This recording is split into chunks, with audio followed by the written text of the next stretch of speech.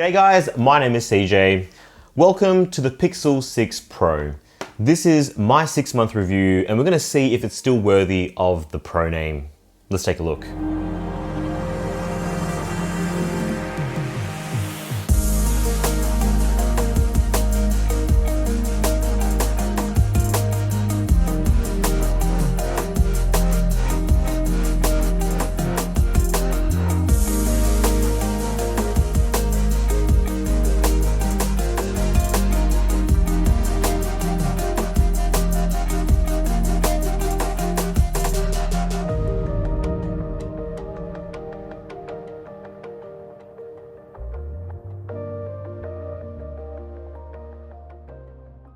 Smartphones with the word Pro or Ultra in their names are expected to nail pretty much a majority of the 5 most important pillars in a phone. It's got to have premium build, it's got to have a top display, it's got to have top tier performance, it's got to have top tier cameras that can do it all, and finally have good battery life. And that's as a bare minimum before you think about all the other smaller details that round out the package. So let's see how the Pixel 6 has done over the last 6 months. So the Pixel 6 Pro has a vastly different design to the previous Pixels. Gone are the playful and plastic tactile experiences we're used to with these phones like the Pixel 4a and the Pixel 5, and say hello to a design that is more typical of a premium flagship smartphone, and that's a great start for a supposedly Pro phone. Now I've been using the white/silver version and I think it looks really smart as it contrasts with the camera bar, which we'll obviously talk about soon. Now it's got shiny aluminium rails sandwiched between 2 glossy Gorilla Glass Victus panels, and it absolutely takes the crown as the slipperiest phone I've ever used. Put it on any surface that isn't perfectly level and say goodbye. But as you can see, I've fixed this problem by slapping on a skin like you can get through dbrand. That being said though, the silver version has still been pretty good at hiding fingerprints despite being so glossy. So that's pretty good.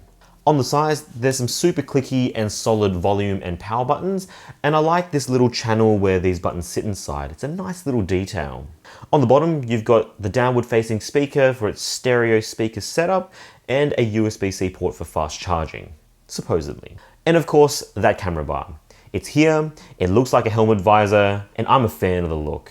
It's not to everyone's taste, sure, but when we talk about having your own distinctive design like the iPhones and Macs with the notch, the Pixel 6 certainly carves out its own design and it stands out from the rest of the field in my opinion. Plus, because it spans across the entire back, it also means when you place it on a flat surface, it doesn't rock, which is pretty nice. But this being Google's first real genuine attempt at making a premium phone, it really shows when you look closely. The Pixel 6 Pro is seams and edges galore. I mean, take a look at the camera module and the frame. There are seams that very clearly show where one part starts and where one part ends, which for me breaks the overall fluidity and ergonomics of the device when you can feel all those different edges. Seasoned veterans like Samsung have really perfected their techniques to the point where all these different edges simply melt into one another from front to back, and even from that camera bump into the frame for a really smooth experience. Plus, on the Pixel, the antenna bands really stand out, especially the one on the top, which again just breaks the overall cohesion of design. But overall, despite being used pretty regularly on a number of different trips, the phone has kept up really well with no major signs of any crazy wear and tear, not like the original iPhone X, whose shiny sides was just an insane scratch magnet. I mean, just looking at it would cause a scratch. So all in all, top marks for build quality so far. All right, let's talk about the screen. On the front, you've got a 6.7-inch curved hole punch Quad HD 120Hz LTPO AMOLED display. And breathe. Broadly speaking, the display is excellent. You've got really nice color reproduction, and Google's done really well to leverage that variable refresh rate to make for a super smooth and cohesive experience. Scrolling is buttery smooth, and content just looks really nice on the phone. It doesn't get quite as bright as a Galaxy phone, but it's still more than adequate for outdoor use. And you'll now notice that there's no fingerprint sensor anywhere to be seen on the body of the phone because it's moved from the back to being under the screen on the front. Now, as far as under-display fingerprint sensors go, I'll be honest, it's not the fastest, nor is it the most accurate, but it does the job. There were some times where it failed to register my fingerprint at all, and most of the time though, it does work as intended, but performance hasn't really changed even with software updates. That being said though, the haptics are pretty tight in the Pixel 6 Pro, and it gives us a really nice tactile click when the phone unlocks. But the curved screen does continue to be a point of contention for me. And this is just my opinion, but I do feel like curved screens should have stopped being a premium selling point many years ago, especially since they don't really offer any practical benefits. In many aspects, it's less practical because one, options for screen protectors are far more limited, and two, in a lot of cases, having this curve results in a worse user experience. You get shadowing, there's fall off on the edges, and there's still way higher chances of accidental touches from your palm. And for me, that still happens way too many times. But overall, it's been a pretty great experience and the screen is still really good.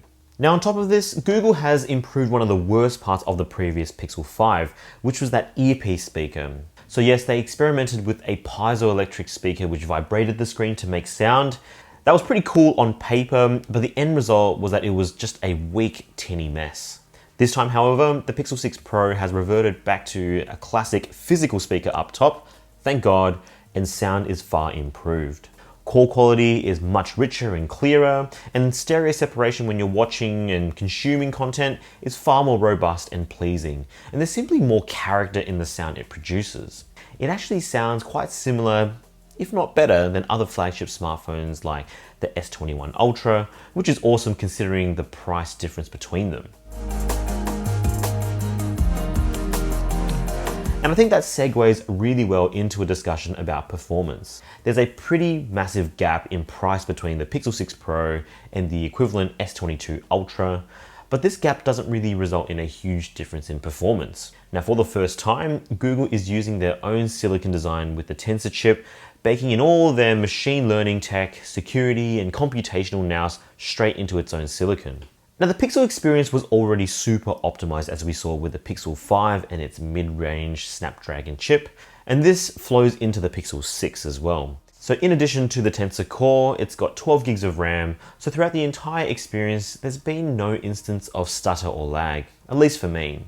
So as mentioned before, scrolling the UI is super smooth with no lag, it multitasks like a champion, apps loads quickly, and it's a pretty cohesive experience. But that's not to say that there weren't any bugs. There's been a few instances where the phone would completely freeze out an app and you'd have to force close it and reopen it to get it working again. The rest of the phone would be fine and other apps would be alright, but that one affected app would just sit there frozen until you force closed it. Plus, it also seemed to hesitate a little bit when you hit the power button on certain days where you used the phone a lot. There were a few times where I thought I put the phone to sleep, only to find that once I threw it in my pocket, the screen was still on and was burning through battery, and you could really tell because the phone was really heating up. Now all of these are pretty much software quirks that can be ironed out with updates, but Google really has struggled a little bit recently with their own software updates. You had a February one which introduced more bugs than it fixed, and I didn't actually get the March update until weeks into the month. I mean, it used to be the most reliable company for Android updates, but I'm not so sure anymore. Otherwise, it handles majority of tasks thrown at really well, through gaming, photo editing, even a spot of video editing too.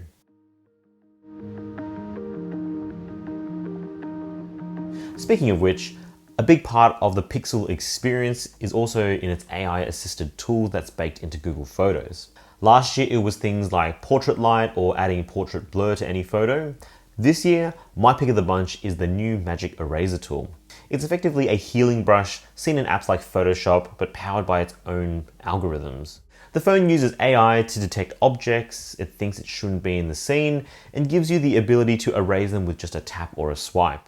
Then, if there are some details that it missed, you can simply zoom in, draw a circle, and it'll detect what it thinks you need to erase, and does it for you. And that's huge for a stock feature. And the best part is, it can even do this with photos taken many years ago. So maybe you remember taking a photo on holidays 3 years ago and wished you'd be able to get rid of everyone in the background. Well, now you can. Simply pop it into Google Photos, go back, use the tools, and easily with a tap you can get rid of it straight from the stock app. It's so easy, it's awesome.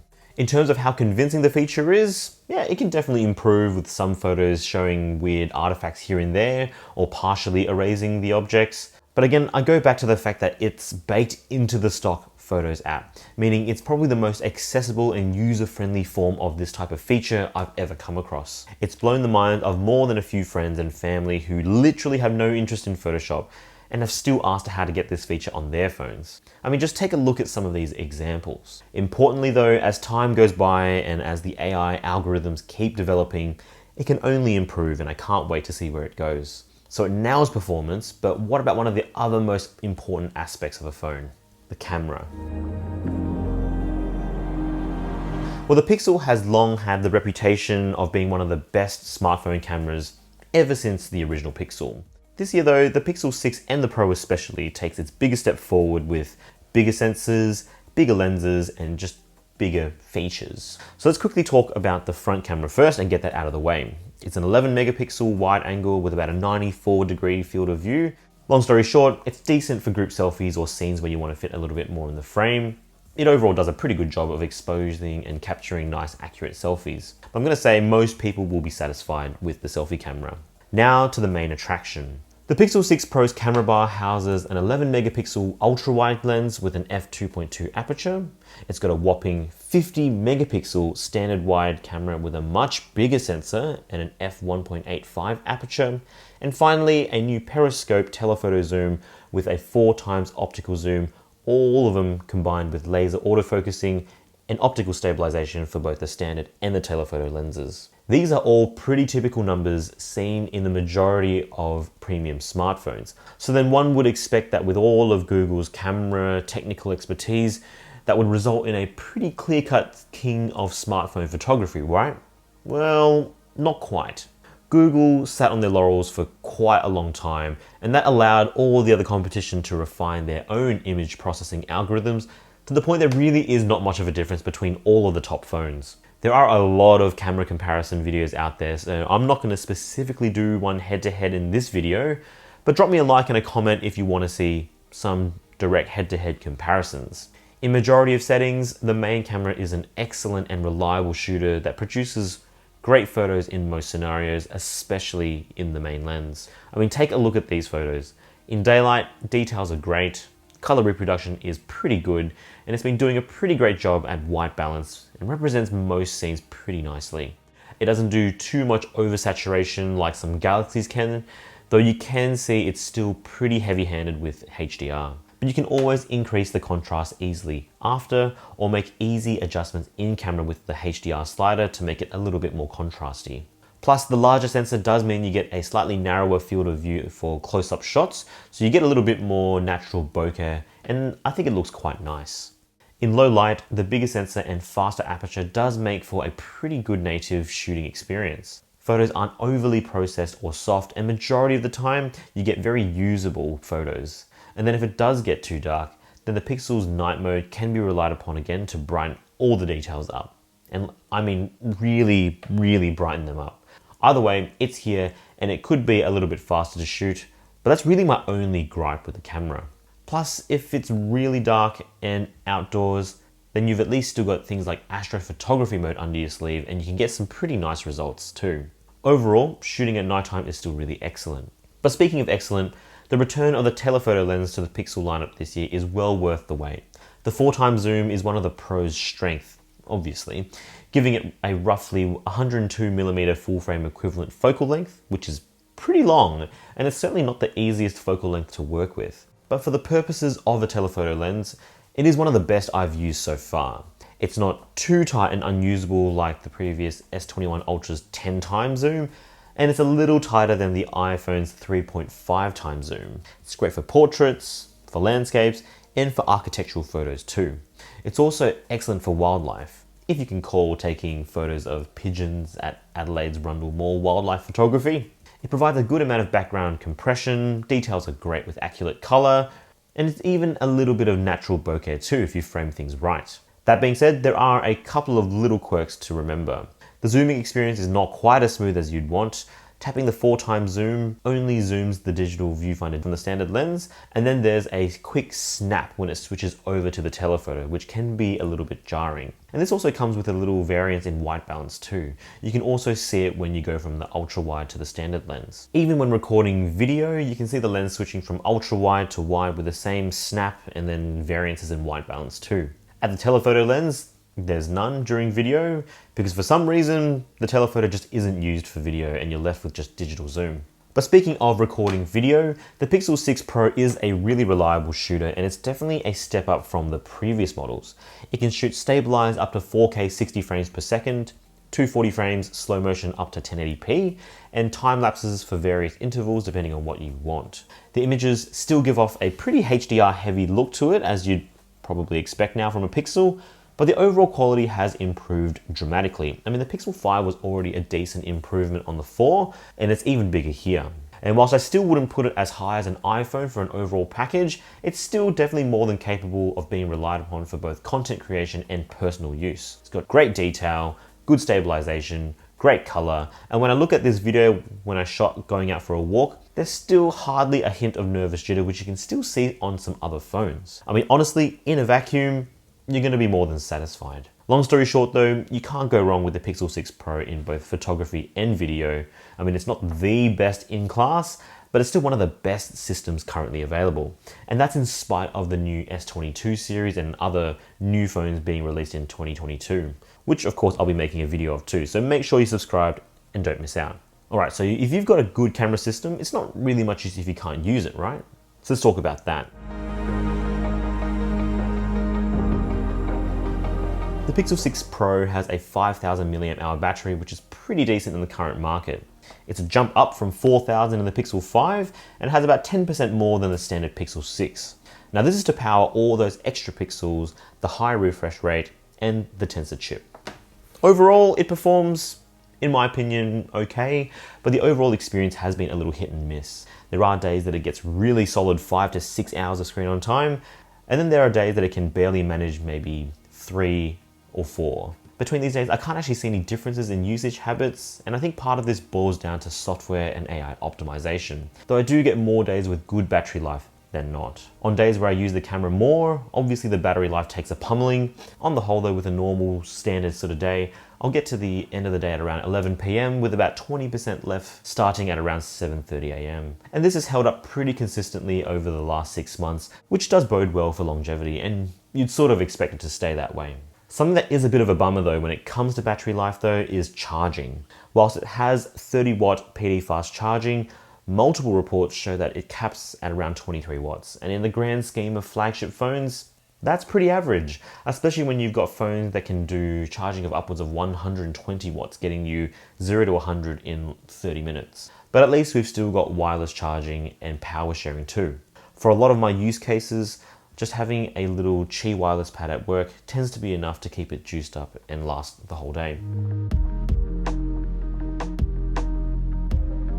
And that's basically it for the Pixel 6 Pro. It's definitely the best version of a Pixel that's ever existed, and I think Google has really nailed it with its pricing and positioning. Even after 6 months, it's generally held up really well with top tier performance, all while being baked in an excellent package with some of the best cameras on the market, and for a price that still undercuts the big boys. It starts at 1,300 Australian dollars, spec for spec. It still beats out top dogs like the iPhone and Galaxy S22 Ultra, and based purely that alone, it's an easy recommendation for someone who wants an excellent top-notch Android flagship. Choose the Pixel 6 Pro, you won't go wrong with it. And even 6 months down the track, I still love it. Anyway, what do you guys think of the Pixel 6 Pro? What's your favorite part of this, and do you guys already own one? Let me know in the comment section below. Thanks for watching, guys. If you enjoyed it, give us a like, subscribe if you want more, ding the bell icon so you don't miss out. Thanks again, stay safe, and of course, say good day to your mum for me. Cheers.